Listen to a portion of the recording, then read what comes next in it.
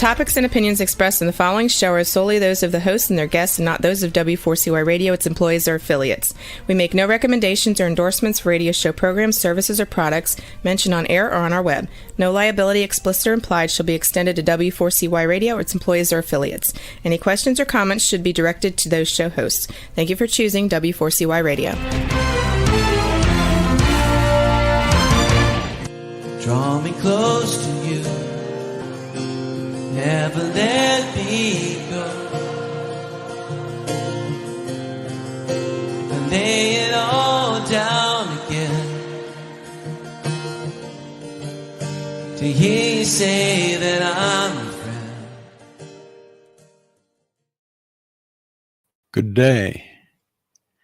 The Almighty Creator desires a deep personal relationship with you. My name is James Robertson. I'm a researcher, publisher, and teacher regarding the matters and truths of the Almighty Creator, whose true name is Yah, the eternally self-existing.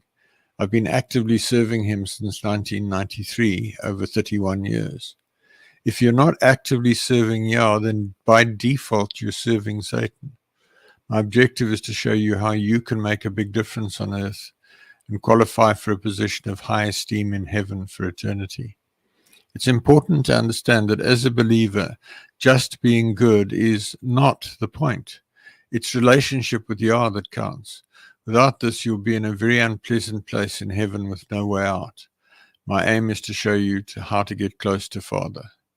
If you're a good person without a clear relationship with Yah, then you're in a spiritual no man's land, and you will not enter heaven when you die. The Creator has said regarding unbelievers, why would I want someone to spend eternity with me when they do not believe I exist? Yah is calling everybody on the planet to be involved and serve him and help him to have victory over Satan. My goal is to show you how to do this. Fundamentally, we each need to learn to see things on earth from Yah's perspective, and my aim is to teach you how to do that. Please visit my website at www.endtimeissueministries.org. That's endtimeissueministries, one word, .org, or email me on james@endtimeissueministries.org. Today we're going to talk about the different views of the mountain of relationship with Yah, and then I'm going to ask you whether you are confident of your destination when you die.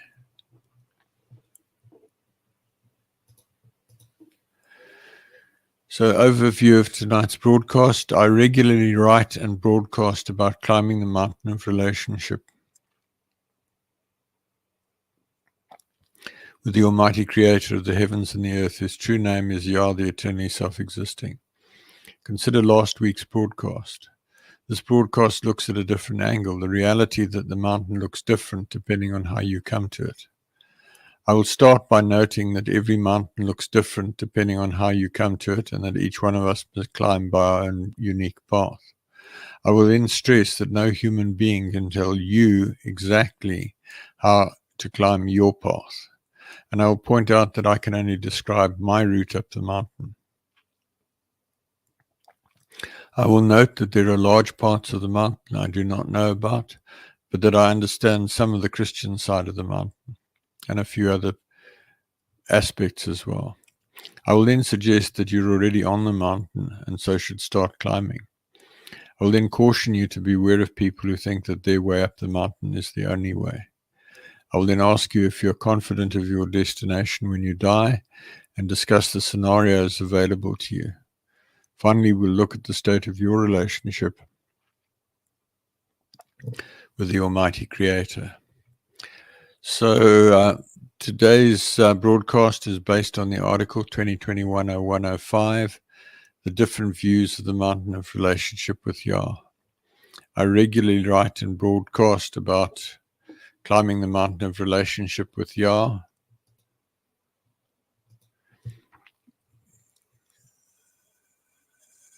Let's start that again. I regularly write and broadcast about climbing the mountain of relationship with the Almighty Creator of the heavens and the earth, whose true name is Yah, the eternally self-existing. Consider last week's broadcast.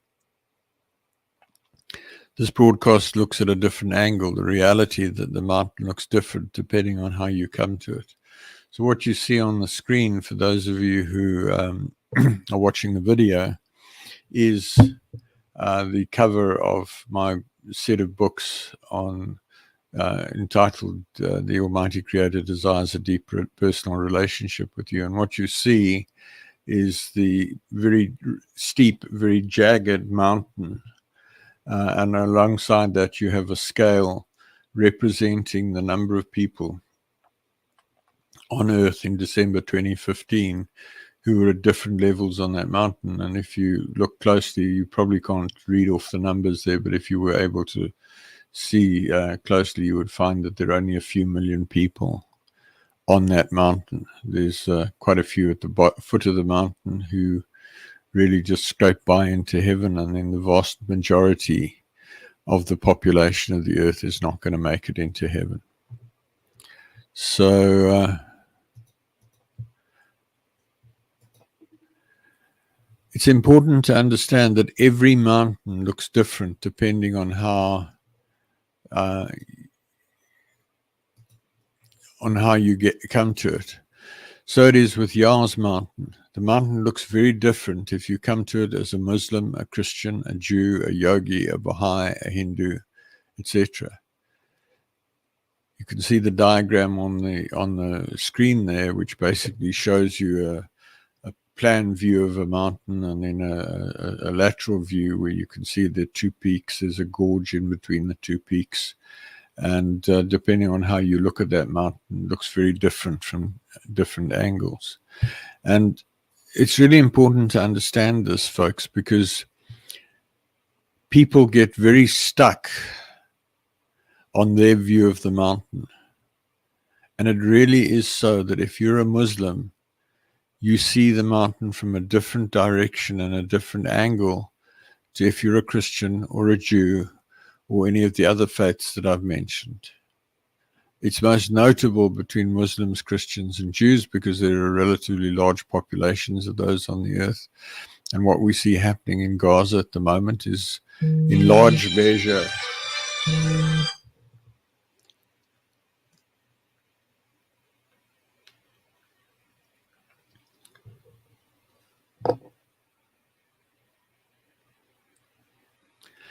apologies for that.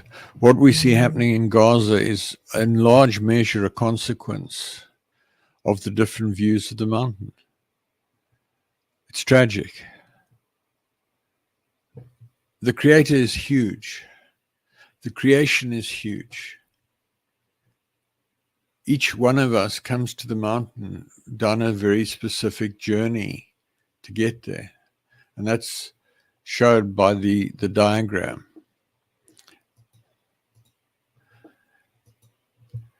So each one of us must climb by our own unique path, and that's shown in the diagram that's on the screen. Each one of us must climb by our own path. Choose your own route with Father, and do not try to climb by my route or by anyone else's route. You are unique. You can see on the diagram there that in some cases the path is quite easy, in other cases the path is pretty steep, and in some cases you have to sort of go back and get some climbing gear. But the basic metaphor is that this thing of tens or hundreds or thousands or millions of people all trying to climb the mountain by one route that has been appointed by one human being. It's just not true, folks. To a point, yes, if you've been brought up in the same culture and the same background, you will tend to see the mountain the same way. But that doesn't matter. That doesn't mean that you have to slavishly climb the mountain by the same route climbed by anybody else. And then no human being can tell you exactly how to climb your path. No person can tell you exactly how to climb your path up the mountain. You will have had experiences in your life to date that are unique to you. You will encounter obstacles that are unique to you. And no matter what you know today, what you will learn tomorrow is a function of how you relate to Father. And the more you relate to him, the more you will learn, the more you will climb, the faster you will climb. And the less you relate to him, the slower you will climb, or you may not even climb at all, or you may slip backwards. I can't tell you exactly how to climb the mountain. I can give you pointers. I can share my experience with you, and there's a huge amount of my experience on the website. But at the end of the day, I journeyed for 31 years to get to where I am today, with all sorts of twists and turns and wrong turnings and mistakes and what have you. It would be pointless for me to try and explain to you the path that I followed, let alone it would be presumptuous and arrogant of me to suggest that you should follow my path. And frankly, it's presumptuous and arrogant of any human being to suggest to any other human being that they know the way up the mountain. It's entirely between you and Father. I can only describe my route up the mountain, the route that I followed to climb the mountain, and give you advice based on that path and limited to my experience. That's what my website and my books document, my way up the mountain. See particularly the web page compilation of most writings and all the articles towards the top of the website. I can help you if you come to me for help and through my broadcasts, etc., by sharing my experiences, by sharing my learnings. But you will dip into those and dip out of those in your own unique way. I can also help you if you email me or get on Zoom with me or whatever, with the help of the Spirit of Yah that lives in me. I can help you to chart your unique course. But I can only do that if I interact with you. So that's why I encourage you, if you decide to climb the mountain, or particularly if you decide you want to get to the top of the mountain, that you get in touch with me, email me. And then it's important for you to understand that there are large parts of the mountain that I do not know about. There are large parts of the mountain that I do not know exist, and therefore I can only help you when you get there. It is so that each person has huge ignorance of the other views of the mountain. So it is possible to have two people who are both devout believers, but who have huge differences in terms of their knowledge and experience of the Almighty, as shown on the web image of the image that's on the screen now. And what you see there, the red lines and the blue lines,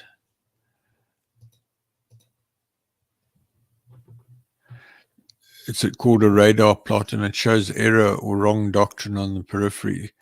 So 100% error is at the outer limit of the circle there, and zero and has 0% truth. At 100% truth is at the center of the plot, so it's a dot. Where people who's all error on the same subject will plot on the perimeter. In the case on the website, we have two people. The person in red, for example, a Christian, has a lot of truth on certain topics. The items to the right and a lot of the items to the left, and a lot of error on the other topics, the items to the right.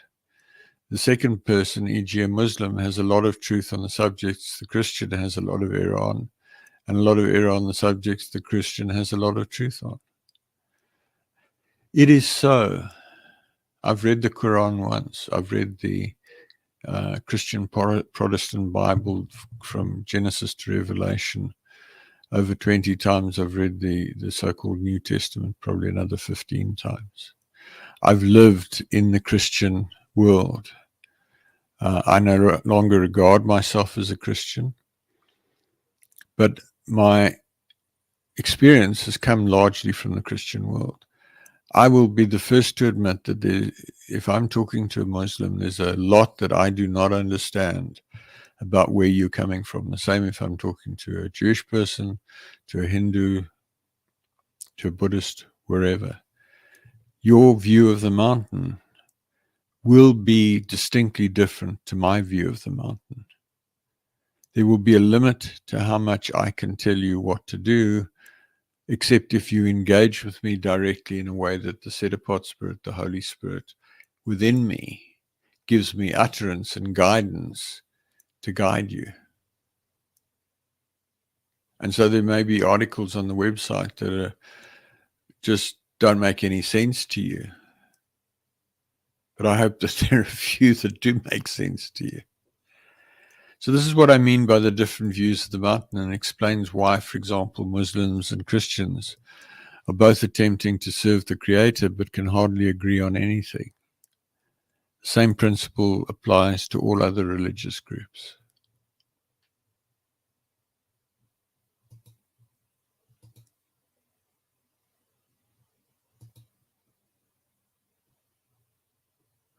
So moving on from the diagrams,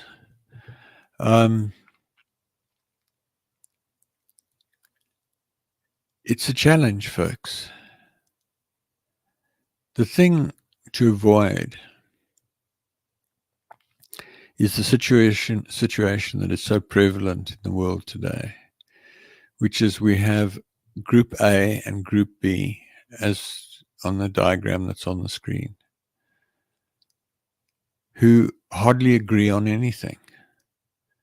Each group is in a whole lot of error, which the other group can see, and each group has a lot of truth, which the other group can't see. And then we end up with the situation where there are loggerheads. I'm right, you're wrong, you're talking nonsense, etc., etc., etc. And then we get abusive and insulting and aggressive. And I wonder if you have any idea how it grieves our loving, gentle Father in heaven to see what groups of people who each claim to put him first in their lives do to each other. I wonder if you've got any idea how much what's going on in Gaza grieves him, how much what happened on the 7th of October grieves him. Neither party is right. It's a horrible situation, and it's horrible for Father Yah, because there are believers of significant level on both sides of that conflict. And he said to me a couple of days ago, he's got Muslims coming to him and asking for him to beat up the Jews, and he's got Jews coming to him and asking him to beat up the Muslims. Do you have any sense of how traumatic that is for him?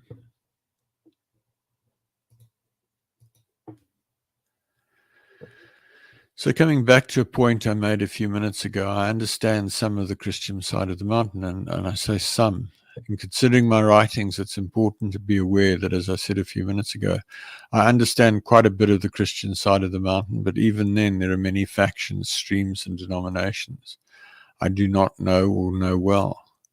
As I've journeyed with Yah, I've learned about some key aspects of what other religions have as truths.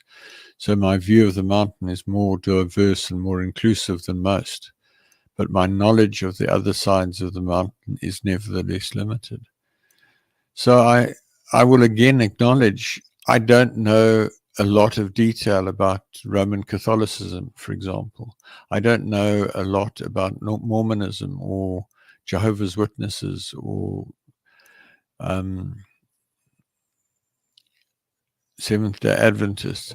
I know a bit. I know some of the truths that they have that I've taken on board. I know some of the errors that they have that I've put on one side. But at the end of the day, there's a whole body of knowledge that goes with each of those groupings, denominations, religions, whatever, that I know nothing about. And if you come from one of those groupings, you're going to find that there's some of what I teach that you're going to find foreign and disconcerting. I then want to suggest that you may well already be on the mountain, and therefore you should start climbing. By which I mean that since you're listening to this and have listened this far, you've been listening for about 20 minutes, it is likely that you're already on the mountain. So I encourage you to start climbing, and Yah will show you your own unique path up the mountain to deep relationship with Him. There are over 1,250 web pages and over 2,500 articles on the website, www.endtimeissueministries.org, that are there to help you. There's considerable functionality to now, Father, to lead you through the website on your own unique journey.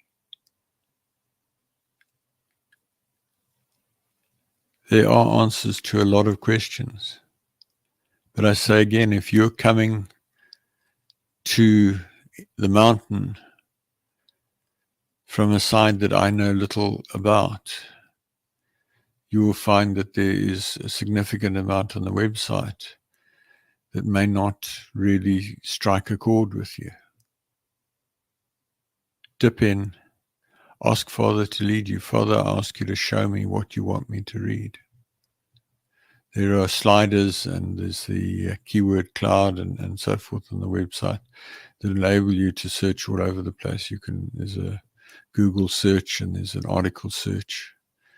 So if you've got a couple of keywords, just go in there and dip in and see what you can find. And then I have to say to you, beware of people who think that their way up the mountain is the only way. Beware of people who tell you that their way is the only way up the mountain. That is just not true. Every person has their own unique way. See the article 7 Components of Drawing Close to Yah on the website for guidance in terms of getting going. I hope that this will help you to understand the journey that you're embarking on and to climb successfully. There's a huge amount of division, literally thousands of Christian denominations. I believe a significant number of Muslim denominations, a significant number of Jewish denominations, and they all basically have one driving force. Some human being had some experience of the Creator that impressed other people, such that other people have said, this is the only way up the mountain, and we will form a club of people who climb the mountain that way, and all the others are in error. Simplistically, that's what it looks like. How do you have thousands of groups around the world who disagree with one another, and they all claim to be serving the Creator at some level? Folks, think about it. It's just really beggars belief. So that's my take on the views of the mountain, and we're going to move on to another article because I've got a bit of time. So 2021-0106, are you confident of your destination when you die? Jean, you can take that diagram off. Thank you. In a recent conversation with a people who claims not to believe, they asserted that when they died, they would simply cease to exist and there would be no consequences for how they'd led their lives. So in other words, you just do what you do. Be the best person you can be, whatever best means. And if there's no judgment, then one day you just, poof, cease to exist. It's a nice escapist view, but sadly it's wrong. This belief certainly relieves one of any responsibility as how one lives life. However, on the face of things, most people have a fear of dying. The widespread lockdowns with the COVID-19 virus pandemic certainly evidence that a huge number of people fear dying enough to largely shut down huge portions of the global economy. So in reality, what does happen when you die? I regularly come across people who are at the end of their lives, or whose parents or friends are at the end of their lives. And I see how people spend large sums of money on medical practitioners and other practitioners to try and put off death for a few years or a few months or a few weeks. It's actually quite sad. So I want to ask you, are you confident of what will happen when you die? Are you like the friend who's confident he'll simply cease to exist without any evidence that this is the truth? Note that there is a problem with the cease to exist theory. There are a significant number of people who've been raised from the dead. See the website www.godisreal.today. Let's do that again, www.godisrael.today/raised-from-the-dead. At least some of these people report that they found themselves in a not very pleasant place when they died. So what does happen when you die? For a lot of people, this is a taboo subject. People don't want to think about it. But I want to suggest for your consideration that if you are not thinking about it, you are probably making a big mistake. And I say that with confidence of one who has great certainty of what faces me when I die. And were it not for the fact that I consider the message that I'm sharing with you and all the other messages that I've shared over the last few years and the articles that I publish and the rendering of the Bible that I'm busy with and so on and so forth. The fact that I believe those are important to the Creator, and therefore I'm going to stick around for a while. Otherwise, I would happily be out of here. So there are different scenarios about where you will go. So let's start at the top. A throne in heaven. If you deeply believe the Almighty Creator exists and rewards those who serve Him faithfully in this life and have developed a relationship with Him, then you will definitely enter heaven. And if you really go for it, you may qualify to sit on a throne in heaven for eternity with a glorious resurrected body and great power and authority. There are people who have been visited by Yeshua, Jesus, and deeply impressed by the glorious body and the aura around him and the power and authority and the miraculous that surrounds him. What most people don't understand is that that is available to you. If you live the rest of your life without sin, if you spend the rest of your life actively seeking to serve the Creator, if you spend the rest of your life actively seeking to climb the mountain that we've just been talking about, you too can have a glorious resurrected body with great power and great authority. Yeshua can hear conversations or have conversations, speak to people, multiple people at the same time. He can be in multiple places at the same time. He has enormous authority. He is the most senior, most powerful human being in heaven. You can't quite make it that far, but the thrones on his left and right are still available if you want to go for it. I'm going for it. Whether I'll make it or not remains to be seen. Or you could just scale down your expectations and aim for a place in heaven. If you've believed but have not made that much of an effort, but have still served the Almighty at some level, you will enter heaven at a place and rank that is proportionate to your level of service and level of relationship. You'll have a glorious resurrected body at different levels of glory and commensurate power and authority at different levels depending on the grade that you make, albeit not the same level as those mentioned above and who qualify for thrones. But you can make it into heaven if you believe, if you commit your life to Father, if you make at least a moderate effort to serve him and to do something for him. I'm not talking about going to church on Sunday, synagogue on Saturday, mosque on Friday, or whatever. I'm talking about actually doing something. It's not enough just to sit and listen. You need to do something. You need to tell other people. You need to bring people to Father. You need to do whatever you find to do. And there's a huge amount to be done because there's only a very small number of people at the moment who really have a meaningful relationship with the Creator. And he wants that relationship with you. So why shilly-shally? You too can qualify for a significant place in heaven if you make up your mind today to do that and you set about doing it.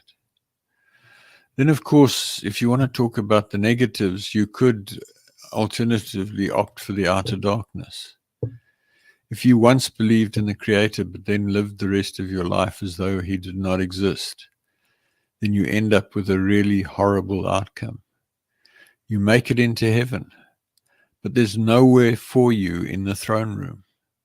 So you're locked out of the throne room in the outer darkness, a cold, black, horrible place where you will weep and wail and gnash your teeth for eternity.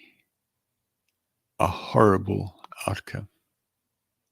You can say, but I thought he was a loving Creator. He is.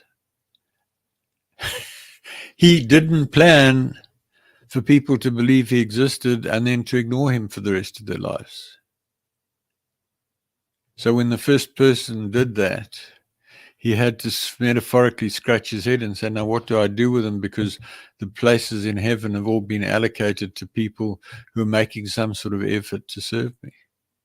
All that was left in heaven was outside the throne room, the outer darkness. So it's a horrible place. Father calls it the trash heap of heaven. So if you are one of these evangelists who's gone rushing around the world, having big crusades, leading thousands of people to Christ or whatever, and then done nothing to help them grow, you might just get to heaven and find that your harvest is all sitting in the outer darkness, and you've got a really, really bad report to deal with. Then the lake of fire and brimstone. If you once believed and at some level served the Almighty, but ultimately regressed into ongoing willful sin or else blasphemed the set apart, in other words, Holy Spirit of the Almighty, you will go to hell to pay the price for your unrepented sins, which happens in the previous cases as well. And then you will be cast into the lake of fire and brimstone, where you will be utterly destroyed in a moment of torment and terror. It's important to understand, folks, you can be a believer, you can climb right up the mountain, and you can slip right down. And if you fall into willful sin, that you know it's sin and you keep doing it, Yah speaks to you and tells you to course correct, and you don't course correct, and he speaks to you again, or he sends spokesmen or spokeswomen, prophets, prophetesses across your path, or he communicates with you in some other way, and you just ignore him, and eventually he's going to say, you know what? You are so rebellious, I don't want you in heaven with me. And he's going to send you to hell to pay the price for all your sin. And once you've paid the price for all your sin, he's going to have you cast into the lake of fire and brimstone and utterly destroyed. So there are good reasons to be careful about what you do, what you say, how you treat other people.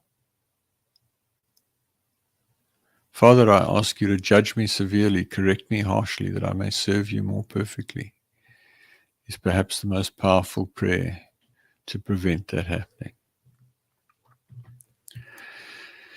Then an ancestor spirit or demon for the millennium and possibly longer. If you do not believe and have never believed, which is the vast majority of human beings on the planet Earth today, we're talking about over 7 billion people, you will be taken to the lake of fire and brimstone and told that that is the outcome if Yah wins the contest, and then to a viewing platform that looks into heaven and being told that you're not going there and that you've been lied to and that the Creator exists and that heaven is real.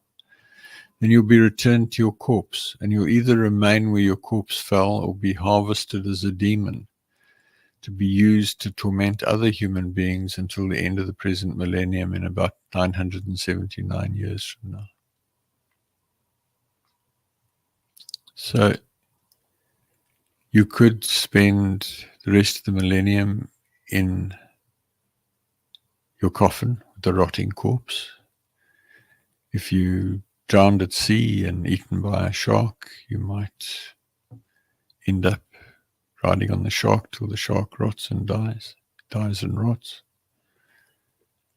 Or you might be promoted by a Satanist and put through a rigorous training program and then deployed to lead other people into the sins that you were so expert in. And again, you can say to me, but James, I thought he was a loving God. Well, you don't believe he exists, so what's that got to do with anything? Again, when he started this experiment, he did not expect people not to believe in him. When the first person died not believing in him, he had nowhere in heaven for them, so he left them on earth with their corpse. It all makes perfect sense when you think it through and stop listening to all the nonsense that is spoken about. So it's a pretty horrible situation. Imagine you could be stuck in your grave forever, or in the crematorium oven or its ruins forever, or at the bottom of the ocean where you drowned, or buried under a mudslide, or recruited into the demonic army, where you will be tortured if you get out of line, as you are used to lead people into sin, error, and the same confusion that led to your situation. So that is it. In all cases, fully conscious of what is going on and unable to change anything. Think about it. Maybe at the wake, you managed to jump off your corpse onto your granddaughter, who you love deeply, and to lead her into the same sins that you were in. And you can't tell her the truth. Because if you even attempt, the satanic messenger, the satanic angel that is keeping an eye on that person, will march you off, and you will be tortured and beaten until you realize that you can't speak truth when you're serving Satan. At the end of the millennium, if there is a believer in right standing, free of sin, to call for Yeshua, incorrectly Jesus, to return, then Yeshua will return. All the unbelievers will be gathered up and cast into the lake of fire and brimstone. And earth will become a recreation destination for the people in heaven. If there is not at least one believer in right standing at the end of the millennium, then Satan will be granted to rule on earth for eternity. Yah will withdraw his universal spirit from planet earth. Everything will instantly die and you will be left on a corpse which doesn't even rot because there's actually nothing alive to cause it to rot. Forever and ever and ever and ever. Think about it. I think that's a good reason to decide to serve the Almighty. So these are your only options. If you're not strongly confident that you fall into the first three categories, then I suggest that you do what you need to do in order to come to a place of conviction that the Almighty exists, and then pray. Father, I now recognize that you exist. I deeply desire to spend eternity with you. In the name of Yeshua, I ask you to forgive me and accept me as your child and your servant. Please guide me and teach me and lead me to people and resources who can help me to serve you faithfully to the end of my life. The website www.endtimeissueministries.org contains considerable material that will help you with this. So folks, that's the end of my message. I'm going to go on to a few details in a minute, so bear with me. Having said all this, I want to stress to you that at the end of the day, the Almighty Creator wants a deep personal relationship with you. I don't care who you are, your race, your creed, your color, your age, your education, your wealth, whatever, or lack of the above. Your religion. It doesn't matter if you're a Satanist. The Almighty Creator wants a deep personal relationship with you, and it's there for you. I want to wrap up by asking you, what is the state of your relationship with the Almighty Creator? I'd like to ask you to critically examine where you are relative to Him today. Do you talk to Him constantly throughout the day and allow Him to lead you in every possible way? Are you conscious of Him at all times? Do you worship Him at every opportunity? Do you count Him your friend? Have you clearly and unambiguously heard Him call you friend? If not, you're failing in your life purpose and you'll be bitterly disappointed when you die. As I said a minute ago, it's irrelevant whether you are Muslim or Jewish or Hindu or Christian or Buddhist or whatever. It's irrelevant whether you're a Satanist or a witch or a warlock. It's irrelevant whether you're fat or thin or short or tall or rich or poor or educated or uneducated, whether you're black or white or colored or whatever, whether you're an African, an Asian, an Indian, an American, a European, whatever. It doesn't matter. He is not concerned about that. He wants you to become his friend. You can start today. Father Yah, in the name of Yeshua, I come to you and I ask you to take me by the hand and lead me and help me to become your friend. It's relatively easy to get to a place where he is your friend. It's not so easy to get to a place where you are his friend. He is by nature friendly. It's going to take you a bit of time to figure out how to be friendly to him. And it's going to take some effort. But as I've said, the price is worth it. In closing, thank you for listening. Please send me your questions to james@endtimeissueministries.org. Please email me to join the mailing list at james@endtimeissueministries.org. If you decide to draw close to the Almighty, please let me know. And I can connect with you by Skype, Zoom, Teams, email, or telephone so that I can help you with your journey. I hope to connect with you again next week when I will continue to explore how to become a friend of the Creator. Work with me to make a way for Yeshua to return in victory at the end of the millennium and make his enemies his footstool.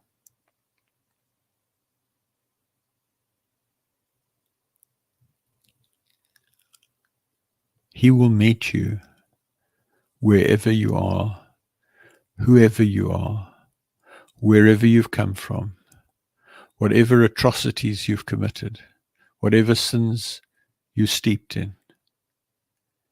He will take you by the hand, and if you allow him to lead you and ask him to lead you and listen and watch and be obedient and observant, He will help you to clean up your life. He will help you to get to a place where you can hear him clearly. He will help you to get to a place where you know his will in your life. He will help you to get to a place where he is enabling you to make a decent living and look after yourself. And he will help you to get to a place where you qualify for a high throne for eternity. If you've been listening to my broadcast for a while, you're probably going to drop off in a moment. If this is your first or second or third time on this broadcast, I'd ask you to stay behind. I've got a few bits I want to share with you. So to those of you who've been with me for a while, thank you so much for listening, and have a good night.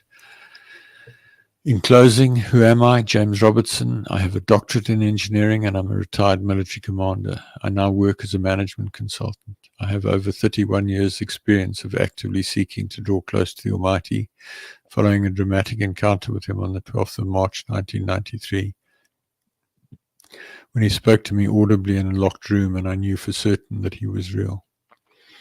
In learning about Father, I applied my deep-seated aversion to failure born out of an accident in early childhood, coupled to my engineering and military training of rigor and preventing failure, to my seeking of knowledge about Father.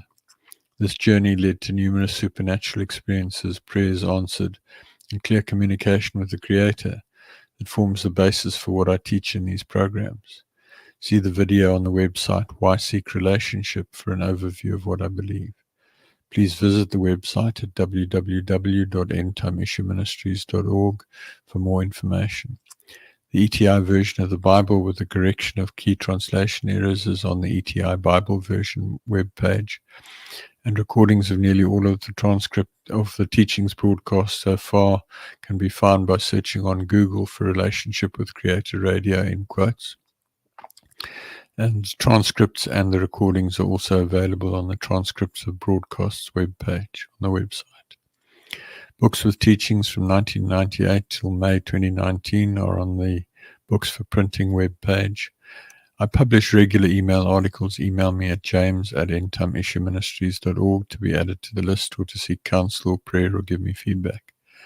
Visit the website and use the Google search, the article keyword cloud, the table of contents, and article search to locate the information you're looking for. Thanks so much for listening. Good night. Father, I come to you, lifting up my hands.